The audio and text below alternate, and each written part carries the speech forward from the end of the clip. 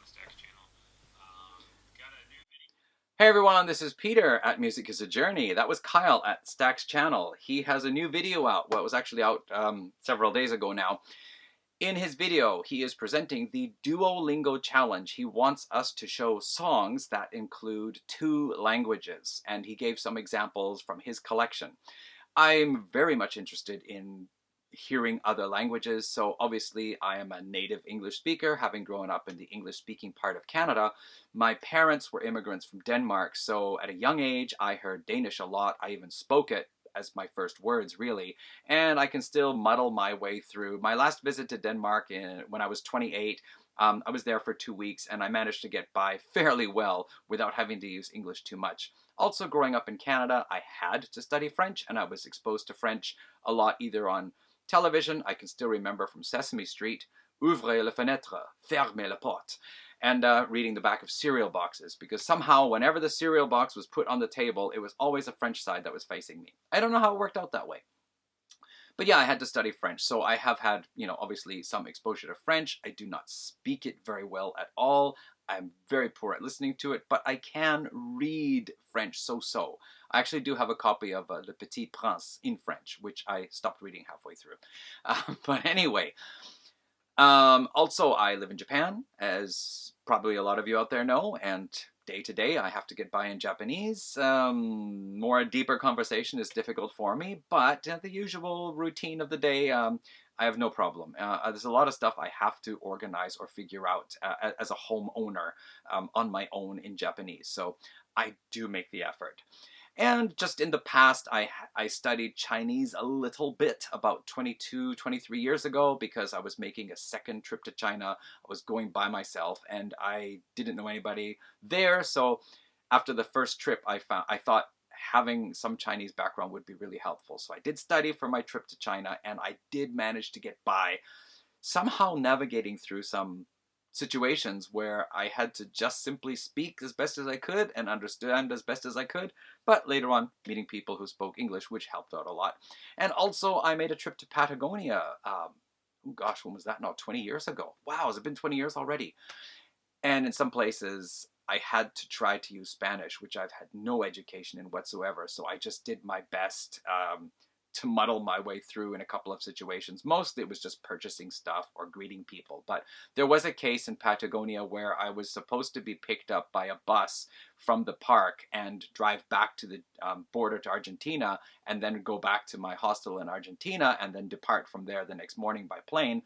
The bus didn't show up. After 2 hours of waiting around and the bus not showing up, I went into the ranger's office and did my best to explain in Spanish what my problem was, and the park ranger, using no English at all, did his best to tell me what to do.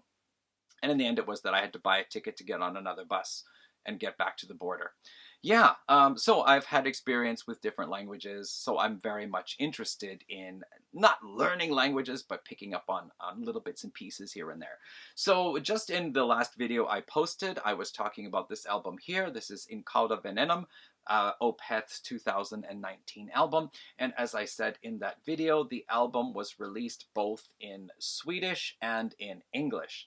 Now, this album includes a lot of sound bites, clips from speeches by Swedish political figures, as well as an interview, female reporter interviewing young children, asking them their opinions on death. Anyway, yeah. So the English version, of course, all the song lyrics are sung in English, but the sound bites are still, of course, the Swedish ones. So the Swedish one, it's all in Swedish, but the English disc, you can hear Swedish speaking, as well as English sung lyrics. So that's the first one. Now, of course, I have a few, a dozen or so albums from Quebec that are sung in French that may or may not include some English. But I decided to pick one here from Megadeth's Euthanasia album, because there is a song on here called A tout le monde, which is a very beautiful ballad-type song where Dave Mustaine sings the verses in English, but the chorus is sung in French. And this song was written after his mother passed away. The song sounds a bit like it could be a suicide type song. However, he has said in interviews that it was more or less thinking of the perspective of his mother leaving the world rather than, you know, somebody deciding that they had to take their own life to leave the world. So anyway, that is that song with English and French, À tout le monde, from Megadeth's Euthanasia album. Next up, it's got to be some Japanese and English, right? And interestingly, I decided to go with Loudness, very famous, one of Japan's most famous heavy metal bands. This is an album of theirs called Biosphere, which I think went back to 2002 or something like that. A lot of the songs are in English, some of them are in Japanese, but there's a song on here called Biosphere, the title track, of course, which actually has an English chorus, but the verses are sung in Japanese. So that's English and Japanese on that one. Now, actually, I have a couple of albums by an artist named Martin Schnella, a guitarist and vocalist who works together with his, anyway, female partner, Melanie Mao. And their albums are mostly in English, but they also have songs in German. However, I think I packed them away in a box somewhere, and I thought I had them handy right here, or maybe behind me there, and I can't find them, so they're probably packed in a box of progressive rock stuff down there. So anyway, instead, I grabbed something right off the shelf here. This is a German band, Carabao, and this album here, all of their albums are sung in English. However, there is one track on here. This is their Monumento album. I'll show you what it looks like inside. The guy, Oliver Lusing, he does all the artwork, he does all the songwriting, he plays all the instruments and does all the recording and everything all by himself. But he does have a live band, and he also has guests appearing on his albums for guest vocalists or guest musicians. Anyway, Monumento has one track on here that does have, it's actually one of the, they're not a heavy band, but he does have one track on here that is quite heavy, where the vocals are, where the song is actually sung in German. At least in one part, but it's a concept album, so the tracks all flow together. So you will hear English before and after. So English and German from Carabao.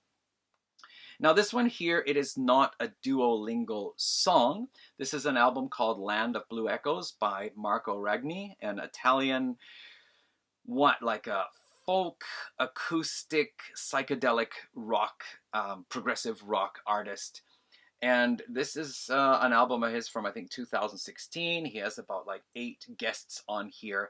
And all of the songs, again, are in English, except he does one track on here, which is entirely sung in Italian and is actually done more like, sounds more like a traditional Italian ballad type song, whereas the rest of the album is more like a psychedelic progressive rock type thing. So I don't know if that counts exactly, but as far as an album with 2 languages goes, yes. And I really like that Italian track on here. It's called Canto d'Amore, the Song of Love. Yeah, so that's a really beautiful track. Definitely a standout track from the album. Okay, that's 5. I think he only asked us to show 5, but the other night I was walking home, I was listening to a couple of tracks from this album here. This is an album called This Child by Susanna Glukark, who is an Inuit singer from northern Canada.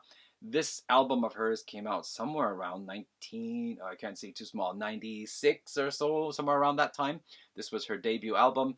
And of course, being Inuit, some of the song lyrics in these songs are what? Inuktitut? I probably should have checked that out first. I believe it's Inuktitut. Anyway, her people's native language. So I think that's really cool. A lot of English lyrics, but also some of her native language in there as well. So that's as a kind of bonus here. If you didn't like one of them, here we have actually a Duolingo song.